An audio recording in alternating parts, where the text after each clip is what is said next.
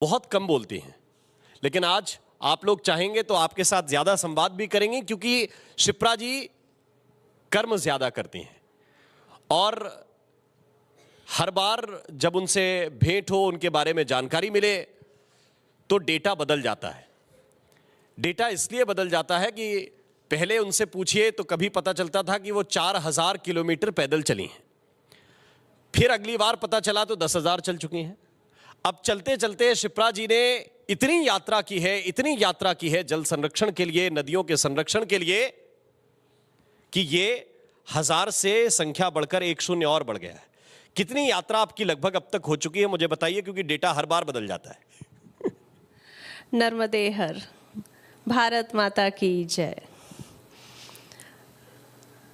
अभी तो 13,000 हुआ है जी, लेकिन आपने ऐसा जिस तरह से परिचय दिया है तो लग रहा है यहाँ पर रुकने नहीं देंगे आप, और मुझे रुकना भी नहीं चाहिए। तो कहाँ तक जाएगा ये नर्मदा ही निर्णय लेगी अपना। जी, तो 13,000 किलोमीटर एक संख्या, 13,000 किलोमीटर की पैदल यात्रा। कई बार ये केवल सोचने में लगता है कि आप एक इतना बड़ा संकल्प लें, और दूसरा जो इसके साथ दूसरा जो संकल्प लेकर चल रहे हैं वो है वृक्षारोपण, पौधारोपण का। तो एक बार जरा वो संख्या भी आप हमारे दर्शकों को बताइए, ताकि दूसरा जो संकल्प है वो कितना महत्वपूर्ण है ये भी पता चले। कितने पौधारोपण अब तक हो चुके हैं? मुझे लगता है कि जो नदियों के संरक्षण की ये यात्रा है, उस पर जब तक वृक्षों वाले सिपाही दोनों किनारे पर खड़े नहीं होंगे, उनकी सुरक्षा नहीं की जा सकती। सो प्राथमिकता से हमारी संस्था पंचतत्व ने नदियों के किनारे वृक्षारोपण का संकल्प लिया, और संख्या बहुत छोटी है क्योंकि जब लक्ष्य बड़ा हो, जब समस्या बड़ी हो, तो समाधान का स्तर भी वहाँ तक ले जाना पड़ेगा। सो अभी तक वो संख्या 55 लाख ही हुई है, पर मुझे लगता है ये अभी भी उस जगह नहीं पहुँची जहाँ से नदियाँ लहरा के बह पाएँ। आप लोगों की तालियां इस बात पर नहीं उठी? शिप्रा जी कह रही हैं कि 55 लाख पौधे लगे हैं और संख्या सूक्ष्म है। ये होता है कि जब आप किसी बड़े और जिसको आप कह सकें कि एक ऐसे लक्ष्य को लेकर आप चलते हैं जिसमें आपको 55 लाख की संख्या भी सामान्य लगती है, 55 लाख की संख्या भी छोटी लगती है, 13,000 किलोमीटर की यात्रा भी छोटी लगती है, तब आप उस व्यक्ति के संकल्पों के बारे में सोच सकते हैं। और इसीलिए अलग अलग खिताबों से नवाजा गया शिप्रा जी को, और लोग आजकल जब शिप्रा जी के नाम को गूगल करते हैं तो साथ में वाटर वुमन भी आता है।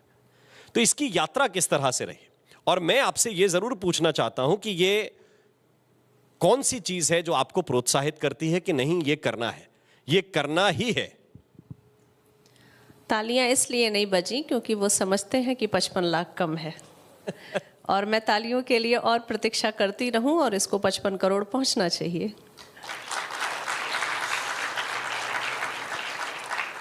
हाँ, आपने जो पूछा कि क्या लेके जा रहा है, तो आध्यात्मिक स्त्री हूँ तो मेरे उत्तर भी आध्यात्म से ही होंगे। शारीरिक क्षमता के बस की बात नहीं है 13,000 किलोमीटर पैदल चलना, और हम कितना भी बोलें नारी सशक्तिकरण के नाम पर कि हम पुरुषों से बेहतर हैं, हम पुरुषों से आगे हैं, लेकिन स्त्री की शारीरिक संरचना ऐसी नहीं है कि वो अकेले एक दंड लेकर एक निर्जन वन में निकल जाए। सुरक्षा की दृष्टि से आप जैसे भाई लोग ही चाहेंगे कि हमें सुरक्षा मिले, कम से कम कुछ ऐसे लोगों से जिनके साथ हम सुरक्षित नहीं हैं। तो किसने ड्राइव किया ये? क्या आपको लगता है एक सोचा समझा ज्ञानवर्धक दिमाग ये निर्णय ले सकता है कि एक बिजनेस को बाइंड अप करते हैं, नदी की सेवा करते हैं, 2 जोड़ी कपड़े उठाते हैं, दंड उठाते हैं और निकल जाते हैं नदियों को संभालने बिना किसी योजना के? या तो ये पागल आदमी ही कर सकता है, या ईश्वर के द्वारा मार्ग दिया हुआ व्यक्ति ही खिंच के जा सकता है, स्वेच्छा से नहीं। 55 लाख पौधे एक सामान्य व्यक्ति के लिए बहुत बड़ी डिजिट है, लेकिन वो हो पाया तो मुझे लगता है ये नर्मदा की ही शक्ति है। क्योंकि अगर आप कहेंगे क्या जल संरक्षण पर काम कर रही हैं, क्या नदी बचाने पर काम कर रही हैं, तो मेरे घर से 3 किलोमीटर पर गंगा है। तो गंगा पर तो काम शुरू नहीं हुआ, इसका आरंभ हुआ नर्मदा से। सो नदी चली है नदी से मिलने, ये एक ऐसा था और नर्मदा का आदेश था, इसलिए घर से 1500 किलोमीटर दूर जाकर मैंने नदी की सेवा करने का मार्ग चुना। तो ये नदी का निर्णय था, ये मेरा निर्णय नहीं हो सकता है। हम बहुत स्वार्थी लोग हैं, हम अपने लिए जीते हैं। हमारी सुविधा, हमारा संसाधन, हमारी सुरक्षा, हम इसी में अपना पूरा जीवन बिता देते हैं। ऐसे में अपने को जोखिम में डालकर नदी के विषय पर सोचना, ये ईश्वर के कृपा के सिवा और कुछ नहीं हो सकता। अच्छा, मुझे एक बात और जाननी है, चूंकि आपने ये कहा कि बिजनेस को वाइंड अप करके क्या कोई निकल सकता है इस तरह की यात्रा पर, तो वो पीछे की यात्रा जो कहीं छूट जाती है, लोगों तक नहीं पहुंचती, वो थोड़ा सा बताइए कि ऐसा कौन सा आप काम कर रहे थे, फिर अचानक संकल्प लिया कि नहीं अब ये काम ज़्यादा महत्वपूर्ण है देश के लिए, समाज के लिए, सनातन के लिए, तो वो पीछे क्या क्या छोड़ा है आपने? जैसा कि मैंने कहा कि ईश्वर की कृपा से होता है, तो अब प्रश्न तो यही उठता है कि ईश्वर की कृपा कैसे मिलती है। तो ईश्वर की कृपा मिलती है, आपने किस गर्व से जन्म लिया, आपका बीज का स्रोत क्या था। क्योंकि कभी भी आम से जो है आम ही निकलेगा, कैक्टस से कैक्टस ही निकलेगा। सो ये श्रेय माता पिता के उस पवित्र आत्मा से जो मैं निकली हूँ उससे जाता है। फिर एक संस्कार भरा जो वातावरण था जिसमें मेरा पालन पोषण हुआ, वहाँ से सब कुछ सिखाया गया। और ये सिखाया गया कि अपने लिए जीना, पर अपने सिवा भी मानवता के लिए समय देना है। और ये बहुत पीढ़ियों से हमारे घर की परंपरा रही है। यद्यपि वो एक राजनीतिक विरासत थी, और आज की राजनीति में जब भी हम राजनीति शब्द बोलते हैं बहुत अच्छे भाव नहीं उठते, जो कि गलत है, क्योंकि हर जगह अच्छे और बुरे लोग होते हैं। वो अच्छे लोग ही राजनीति में हैं जिसके कारण ये देश चल रहा है। तो वहाँ से एक हुआ, लेकिन उस वातावरण में भी हमें ये समझाया गया कि पर्यावरण, मानवता, धर्म, संस्कृति, सभ्यता, यही धरातल हैं। सो वहाँ से शुरू हुआ। तो शिक्षा संस्थानों पर हमने काम किया, क्योंकि हमें लगा कि शिक्षा ही वो स्रोत है जो धर्म का मूल है। हमारा धर्म कभी भी पाखंड नहीं था, अंधविश्वास नहीं था, गुरुकुल व्यवस्थाएं थीं। वो बदलते बदलते आज उसका स्वरूप जरूर गलत हो गया है और गलत दिशा में चला गया है थोड़ा, पर वहाँ से फिर शिक्षा संस्थान और ये सब चीज़ें हमने शुरू की। कुछ सांस्कृतिक इवेंट हम करते थे, भारत के दर्शन को बाहर दिखाते थे। क्या है भारत, क्या भारत का बनारस शहर, जब हम नाम भी लेते थे तो वहाँ तो जाने का मन होने लगता है। तो क्या वो सच में काशी विश्वनाथ मंदिर भर है? मैं ऐसा नहीं मानती। मुझे लगता है वो मणिकर्णिका घाट भी है। जहाँ मृत्यु उत्सव है वो भारत है, जहाँ मृत्यु को हम आत्मसात कर लेते हैं वो भारत है। आप में से कितने लोग गए हैं, आप गए हैं मुझे नहीं पता, पर ये अकेला ऐसा घाट है पूरे विश्व में जहाँ विलाप नहीं है, जहाँ जो अंत्येष्टि अपने भी करने आते हैं वो घाट, वो गंगा, वो शिव, वो काशी उन्हें रोने नहीं देती है, उन्हें समझाती है ये दूसरी यात्रा है। सो वहाँ का दर्शन का साक्षात्कार आपको उस घाट के कण कण में मिलेगा। ये है भारत का दर्शन, जिसको मैं विश्व स्तर तक 5-7 देशों तक लेकर गई। और इस तरह से छोटे छोटे इवेंट हमने किए। और फिर कैलाश मानसरोवर की परिक्रमा हुई जी, वहाँ से ये सिलसिला शुरू हुआ। और जब आपने काशी की याद दिलाई दी तो उसके विषय में तो कहते हैं कि मरणम मंगलम यत्र विभूतिश्च विभूषणम कौपीनम यत्र कौशेयम सा काशी केन मीयते। उस काशी के ओर छोर का किसी ने पता तो लगा नहीं पाया। काशी जो है ना, जहां मरना भी मंगलकारी हो जाए, जहां विभूति जो चिता की भस्म हो वो आभूषण की तरह हो, कौपीनम यत्र कौशेयम, जहां साधु संतों के जो लंगोट हैं, जो अंता वस्त्र हैं, वो राजाओं के रेशमी वस्त्रों से भी पवित्र हों, वो अच्छे हों, वो काशी है। और उस काशी के विषय में जब हम बात करते हैं तो फिर हमें यह भी याद रखना चाहिए कि काश्याम ही काशते काशी, काशी सर्व प्रकाशिका। काशी तो सबको प्रकाश करने वाली है, सबको प्रकाश देने वाली है। और अगर चेतना वहां से मिलती है तो आप समझिए कि किस पुनीत कार्य के लिए शिप्रा जी उठकर चली हुई हैं। और अमूमन मैं आपसे ये सवाल पूछना चाहता हूं कि जो युवा हैं, परिवार संपन्न हैं या संपन्न परिवारों से हैं जिनको मैं कहूं, उनके ध्येय अगले हो जाते हैं कि भैया हमें जो भारत में नहीं मिल रहा वो विदेश में पालेंगे, है ना, फिर वहाँ सेटल हो जाएंगे, फिर वहाँ एक नया उद्योग लगा लेंगे। आपका जो मन है वो इस तरफ कैसे आया? परिवार से किसी ने कहा, कोई खास घटना हुई? अमूमन ऐसा होता है कि कुछ ना कुछ ऐसा घटित होता है जीवन में, या कोई चीज़ ऐसी हमें दिख जाती है अचानक कि हमारा मन फिर नई दिशा में लग जाता है। कुछ ऐसा घटित हुआ, कुछ ऐसी घटनाएं हुई जिसके बाद आपको लगा कि नहीं, नदियों के लिए काम तो करना चाहिए? कई मंचों से अपने विचारों को साझा करने का अवसर मिल रहा है 5 साल में, और मेरा लगभग उत्तर ये होता है कि कोई भी समस्या ऐसी नहीं है जिसका समाधान हिंदू धर्म में नहीं है, या ये कहूँ कि समस्या उठी ही इसलिए है क्योंकि हम धर्म से विमुख हो गए हैं।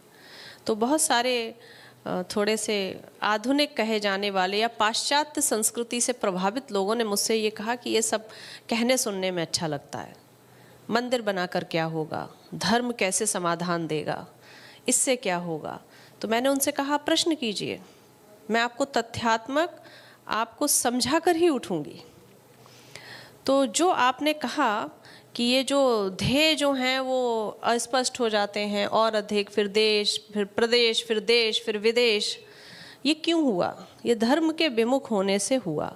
हमने राम को प्रतिमा में गढ़ा, घर में बिठाला, आरती की, भोग लगाया, मैंने राम को भजा, क्योंकि राम कोई प्रतिमा, कोई व्यक्ति, कोई भगवान तक नहीं है, राम एक तत्व है।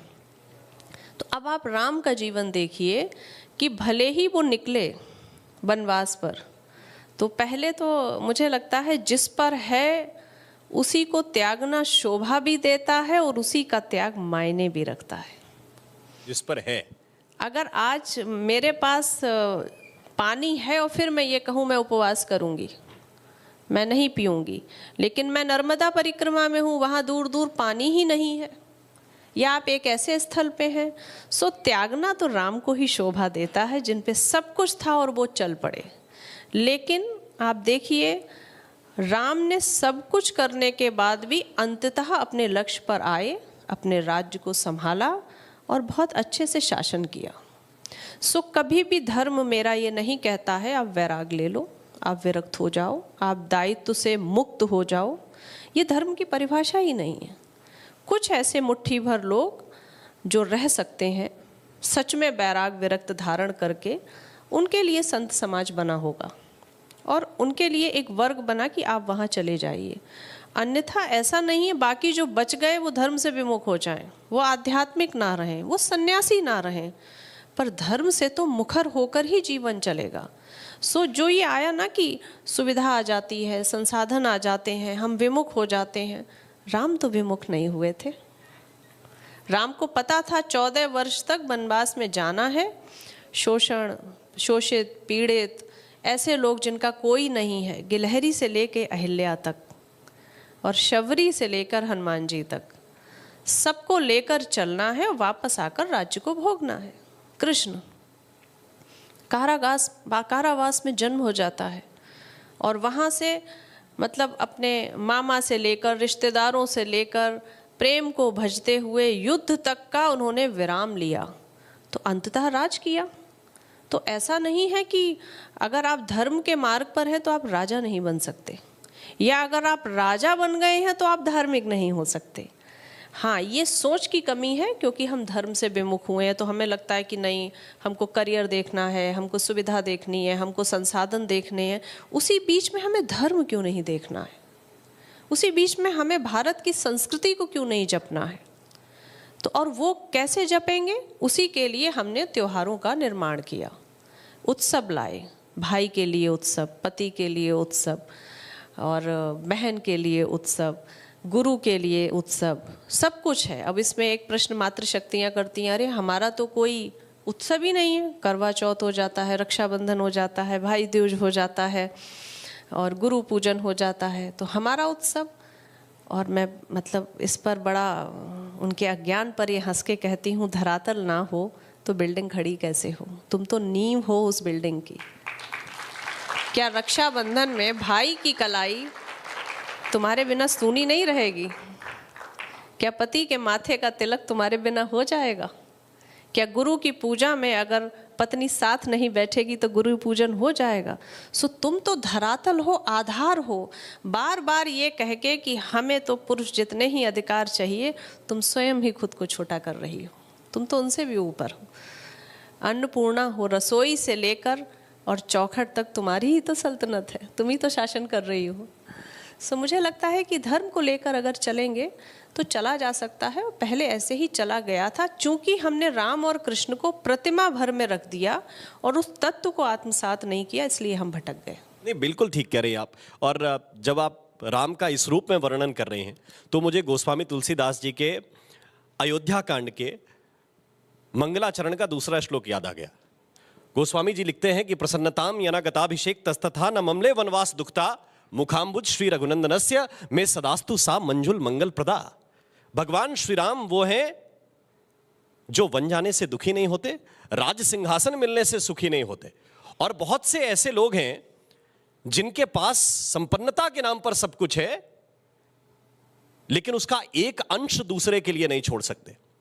और बहुत से लोग ऐसे हैं जिनके पास सब कुछ होते हुए भी वो फकीरी को धारण करने के लिए तैयार रहते हैं, और फिर वो अपने पैर के छालों को देखते नहीं हैं, फिर वो रास्ते की मुश्किलों को देखते नहीं हैं, और कठिन लक्ष्य उठाकर चल देते हैं कि ये संस्कृति बचे, ये सनातन बचे, ये नदियां बचे, ये नीर बचे, ये सब कुछ बचे। और एक बहुत महत्वपूर्ण कविता थी और उसका शीर्षक था कि हे नारी तू नीर बचा ले, हे नारी तू नीर बचा ले। मैं उस पर वापस लौटकर आना चाहता हूं, क्योंकि सबसे महत्वपूर्ण बात यह है कि आप गंगा किनारे से हैं और आपने शुरुआत की नर्मदा किनारे से अपने लक्ष्य की, और वो भी सामान्य नहीं, 3500 किलोमीटर की लंबी यात्रा। और चूंकि मैंने मध्य प्रदेश पूरा सामान्यता कवर किया है, एक एक जिले, एक एक तहसील को, एक रिपोर्टर के तौर पर, तो मैं जानता हूं कि वो कितनी मुश्किल यात्रा है नर्मदा जी के किनारे किनारे। इस यात्रा के बारे में थोड़ा सा बताइए, और यह भी अनुभव से बताइए कि कितना आवश्यक है नर्मदा जैसी नदी का संरक्षण। सबसे पहले तो स्मरण शक्ति पे तालियां होनी चाहिए, क्योंकि पेज से दोहा बता दिया और इतनी सुंदर व्याख्या की, और पता नहीं कितने दिन के बाद इतनी सुंदर साहित्यिक हिंदी मुझे सुनने को मिल रही है। इसके लिए मैं आपको प्रणाम करती हूँ। आपने कहा कि नर्मदा का संरक्षण कितना महत्वपूर्ण है, तो आप जीव से पूछ रहे हैं आत्मा का महत्व क्या है। अच्छा है। तो बाकी नदियों के बारे में तो मैं यही कह सकती हूँ, वो सखियाँ हैं नर्मदा की, इसलिए मेरा उनसे प्रेम है। अन्यथा प्रेम तो फिर अपना जो मुख्य प्रेम होता है उसी तत्व से होता है। नहीं, उल्टी बहती हैं, इसलिए आपने कहा कि चलो पहले यहाँ चल सारी नदियाँ इधर बह रही हैं, नर्मदा जी उल्टी चल रही हैं, तो उन्होंने कहा कि इनको पहले प्रणाम कर लीजिए, फिर बाकी हो जाएगा। ऐसा भी हो सकता है नर्मदा उल्टे ही लोगों को चुनती हो। तो कितना ज़रूरी है, पहले तो मेरे अपने अनुमान से जल पर पानी की पहली बूंद है नर्मदा, और जब पहली बूंद है नर्मदा तो जल का स्रोत है नर्मदा। तो उसका संरक्षण कितना ज़रूरी है, उतना ही ज़रूरी है जितना आपके लिए प्यास लगे और गिलास में पानी ज़रूरी है। तो आप कैसे अपने गिलास के पानी को शुद्ध रखेंगे, उसके लिए प्रयत्न करेंगे। आरओ लगाते हैं, मटके में पानी रखते हैं, उसको ढाँक के रखते हैं, उसका कुछ ऐसा कुछ प्रदूषित ना हो जाए जो मेरे पेट में चला जाए। बहुत दुर्भाग्य है, ये भाव नदियों के प्रति हमारा नहीं है। हम गिलास के पानी भर तक रुक गए हैं अपने लिए। हमको डुबकी के लिए तो नदी चाहिए, मोक्ष और मुक्ति के लिए तो नदी चाहिए, पर दायित्व के लिए हम उसके लिए जवाबदेह नहीं है। तो नर्मदा ही नहीं, पानी की हर एक बूंद महत्वपूर्ण है। और मुझे ऐसा लगता है कि कुछ विषय अब ऐसे होने चाहिए जिस पर कुछ लोग ऐसे काम करें, विशेषकर आप जैसे लोग भी, जिनकी सोच रंग रूप, राजनीति, जाति और राष्ट्र की सीमा को लांघकर विश्व के बच्चों के लिए हो। वो बच्चे जो जन्म लेने वाले हैं और 15 साल तक उनके स्वास्थ्य के लिए हमें काम करना है। तो स्वास्थ्य के काम के लिए क्या आवश्यक है? पानी। हम पानी तक उनको शुद्ध नहीं दे पा रहे हैं। इंदौर की घटना हमने देखी, बाकी घटना हमने देखी। पानी को लेकर हम इतने असंवेदनशील हैं, जबकि उसी को लेकर हमें सबसे अधिक सतर्क होना चाहिए। सो नदी नर्मदा से मेरा प्रेम है, तो निसंदेह उनके घाटों पर मेरा थोड़ा सा ध्यान ज़्यादा होता है, सतर्कता ज़्यादा होती है। जहाँ प्रेम होता है वहाँ बहुत सब कुछ स्वतः ही आ जाता है। पर भारत में नदियों की जो दशा है वो कहीं भी बहुत अच्छी नहीं है। कश्मीर से लेकर कन्याकुमारी तक, अयोध्या से लेकर रामेश्वरम तक, इन पद यात्राओं का कारण ही यही था कि पैदल चलकर मुझे नदी के घाट पर बैठकर नदी की पीड़ा को सुनना है। मुझे गूगल से कोई डाटा नहीं उठाना, क्योंकि हम क्या कह रहे हैं, पेड़ लगा दो नदी ठीक हो जाएगी, प्लास्टिक निकालो नदी ठीक हो जाएगी, ऐसा करते हैं ऐसा करते हैं। नदी क्या चाहती है ये भी तो कोई सुनने वाला हो, और नदी क्या चाहती है ये सुनने के लिए आपको नदी के किनारों पर चलकर विवेचना करनी पड़ेगी। जी, तो मेरा मुख्य सवाल उसी तरफ जा रहा है कि आपका अनुभव क्या कहता है, ताकि आपके माध्यम से लोग जानें कि नदियों की आवश्यकता इस वक्त क्या है। क्योंकि औद्योगिकीकरण भी हो रहा है, फिर लोग कहते हैं कि नहीं, उस गंदे पानी को कुछ ऐसा सिस्टम लगाइए कि साफ हो जाए, साफ करके नदी में प्रवाहित कर दीजिए। कई तरह की चीज़ें हैं और आधुनिक होने की कई आवश्यकताएं भी हैं, लेकिन इन सब के बीच नदी आपसे क्या कह रही है, वो बात अगर आप बताएंगे तो शायद उस समाधान की तरफ हम चल पड़ेंगे। मेरा उत्तर तो सबको पसंद नहीं आएगा, क्योंकि मेरा उत्तर होगा कुछ करने की ज़रूरत नहीं है, नदी के पास मत जाइए। क्योंकि कोरोना इसका जीवंत उदाहरण था जी, कि जब हम नदियों के पास नहीं थे नदी स्वच्छ हो गई। लेकिन ऐसा संभव भी नहीं है, जैसे अभी हम कुंभ को ही उठा लेते हैं, महाकुंभ, हमारे आध्यात्मिक उत्सव का एक इतना बड़ा महा आयोजन जो नदी के किनारे ही होना था, जिसने करोड़ों की संख्या में लोगों को संभाला। तो अब इस बर्ताव को आप क्या कहेंगे? सरकार ने तो सारी चीज़ें की, सरकार मतलब क्या करेगी? वहाँ शौचालय बने, वहाँ पर सफाई कर्मचारी लगे, वहाँ पर लगातार सफाई हो रही है। पर मैं देख रही थी कि हर 10वां या 9वां व्यक्ति जो वहाँ आ रहा था वो एक प्लास्टिक की शीट लेके आ रहा था, उसको बिछाता था, वहाँ कपड़े रखता था, स्नान करता था, कपड़े बदलता था, उस प्लास्टिक की शीट को वहीं छोड़ जाता था। मैं 45 दिन वहीं थी कल्पवास में। अब इसका क्या समाधान निकलना चाहिए?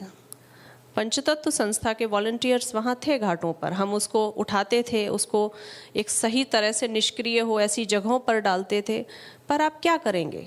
इस पढ़े लिखे समाज को हम ये कैसे बताएं कि स्नान गृह अलग होता है, शौचालय अलग होता है, कपड़े बदलने का स्थान अलग होता है, शौचालय अलग होता है, लेकिन कपड़े बदलने के स्थान पर भी हम मल मूत्र सैनिटरी पैड फेंक के जा रहे हैं। तो आप बताइए क्या करना चाहिए? सिवाय इसके कि जागरूकता ही की जा सकती है, समझाया ही जा सकता है। और समझाने में, प्रार्थना में, निवेदन में, उसमें भी मतलब बहुत अच्छे हम लोगों को प्रतिक्रिया नहीं मिलती थी, क्योंकि सब इतनी जल्दी में थे, भीड़ है, नहाना है और भागना है। जो नदी से डुबकी लगाकर मोक्ष पा गए हैं वो पीछे पलट कर ये देखने को तैयार नहीं थे क्या नदी जीवित है आपके मोक्ष को देने के लिए। सो ये विडंबना है। लेकिन इसके लिए फिर एक मुहिम, एक थाली, एक थैला, इस तरह की जब मुहिम पंचतत्व चलाता है, आप लोग चलाते हैं, उसके पीछे ये देखिए, जागरूकता के विषय में तो मैं ये कहूँगा कि बहुत से परिवार ऐसे हैं जो घर पे पूजा करते हैं और पूजा से बचे हुए पुष्प हैं, सामग्री हैं, वो महीने भर थैले में इकट्ठा करते हैं, और जब थैला भर जाता है तो किसी पवित्र नदी में जाके उसे विसर्जित कर देते हैं। बोलो राधे राधे। तो ये जागरूकता सामान्य घरों में, अभी जो लंबी चौड़ी ऊंची ऊंची इमारतें बनी हैं, एक इमारत में 1-1 हज़ार फ्लैट हैं, इस परंपरा को तोड़ने के लिए आप क्या कर रहे हैं, या कैसे लोगों को यह समझा रहे हैं कि भाई आपने अपने घर पर पूजा सामग्री जो इकट्ठी की है वो नदियों में फेंकने के लिए नहीं है? देखिए, लोगों की गलती इसलिए नहीं है, एक बाजार बना है पिछले 10 सालों से और सोशल मीडिया के माध्यम से वो बाजार खूब चल रहा है। ये पहली बार नहीं हुआ है, पहले भी हमारे घर का जो हवन सामग्री होती थी, जो पूजा की सामग्री होती थी, सब नदियों में जाती थी। तब नदी दूषित नहीं होती थी। धीरे धीरे मार्केट आया। जैसे मैं एक उदाहरण से आपको अगर साझा करूं, हम रंगोली बनाते थे, साउथ में आज भी ये कल्चर है जी।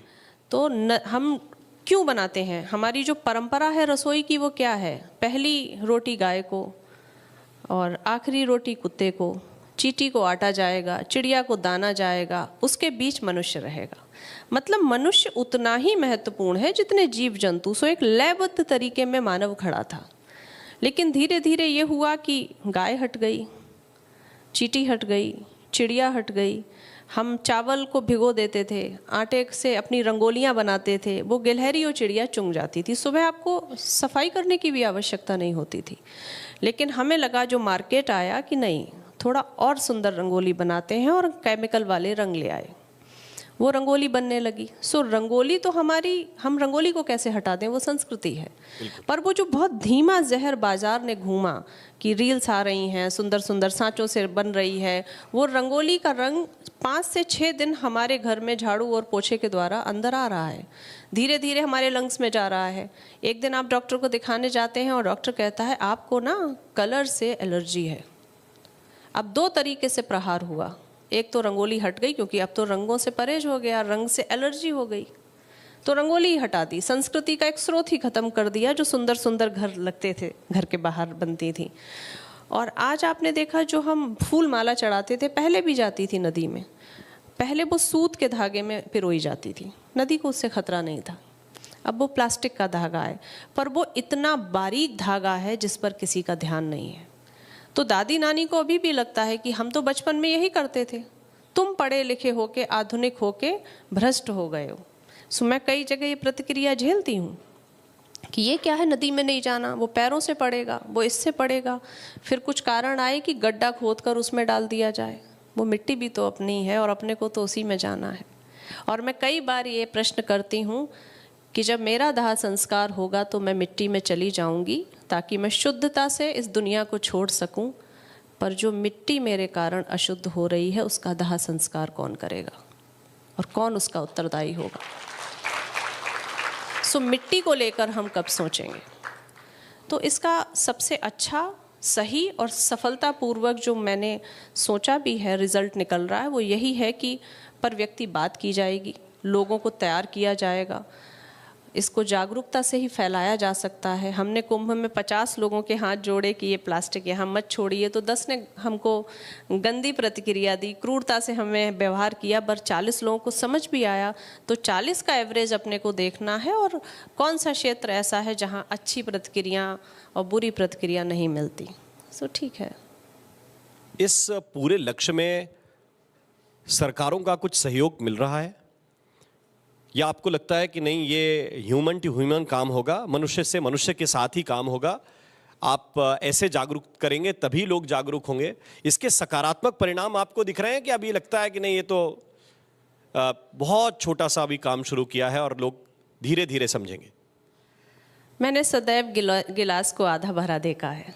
सो मैं ये नहीं कह सकती कि गिलास खाली है, और काम हो रहा है, इसीलिए हम जीवित होके स्वस्थ होके यहाँ बात कर पा रहे हैं। और कुछ ऐसे अदृश्य सिपाही काम कर रहे हैं जो अभी मंच तक भी नहीं पहुँचे हैं, जिनको काफ़ी समय लगेगा, और बहुत लोग काम कर रहे हैं। रही बात सरकार की, तो लोगों को लगता है कि राम मंदिर बन गया है तो शिप्रा थोड़ा सा प्रो है, तो सरकार पर वो बहुत प्रश्न मुझसे करते हैं कि सरकार कुछ नहीं कर रही है और बनारस में काम नहीं हो रहा। तो मैंने उन्हें उत्तर दिया कि आपको बनारस की ही गंगा की चिंता क्यों है? गंगा तो पूरा ऊपर से नीचे तक बह रही है ना, गंगोत्री से गंगा सागर तक। सो इसको पॉलिटिकल मुद्दा ना बनाकर, सरकारी मुद्दा ना बनाकर नैतिक विषय होना चाहिए।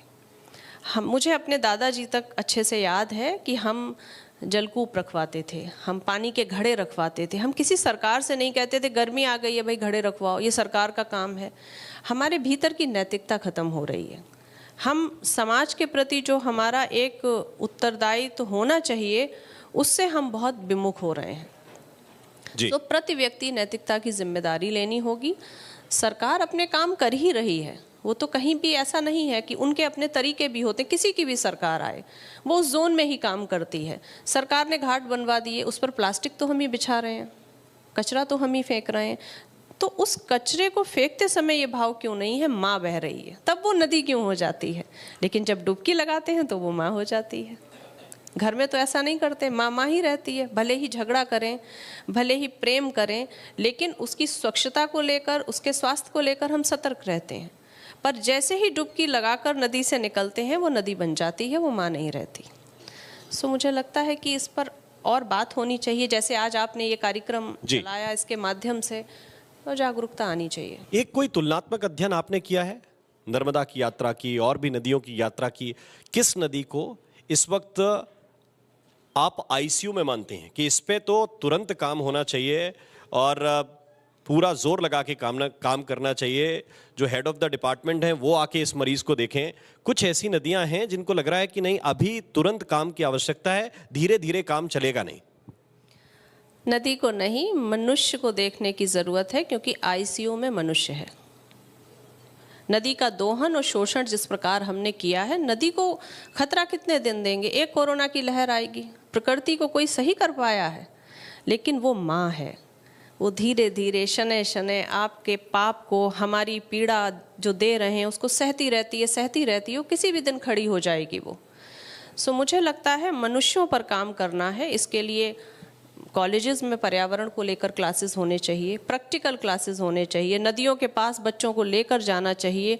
5 साल से ही हमें क्लासेस के स्तर पर अच्छी अच्छी प्रतियोगिता रखनी चाहिए, अच्छे सेशन, और हर वर्ग को, वकील से लेकर पत्रकार से लेकर डॉक्टर्स को लेकर सबको इसमें सम्मिलित होना चाहिए, क्योंकि एक सामूहिक विषय है विश्व स्तर की समस्या का। मैं आपका बहुत बहुत धन्यवाद करना चाहता हूं शिप्रा जी। और इस सत्र से जो सबसे महत्वपूर्ण बात है वो मुझे ये समझ में आई कि अमूमन लोग शिकायतों से भरे रहते हैं कि शिकायत करें कि ये गवर्नमेंट ये नहीं कर रही, ये नगर पालिका ये नहीं कर रही। शिप्रा जी के साथ जब बैठे तो ये पता चला कि स्व पे काम करने की आवश्यकता है, स्वयं पे काम करने की आवश्यकता है। सारी की सारी चीजें हमारे लिए हैं, तो हम क्यों ना काम करें, हम क्यों ना उसके भागी बने, और वो जो काम कर रहे हैं उसके लिए साधुवाद। बहुत बहुत धन्यवाद, आप रिपब्लिक भारत के मंच पर आए, आपका बहुत बहुत आभार। जी धन्यवाद। नर्मदे हर।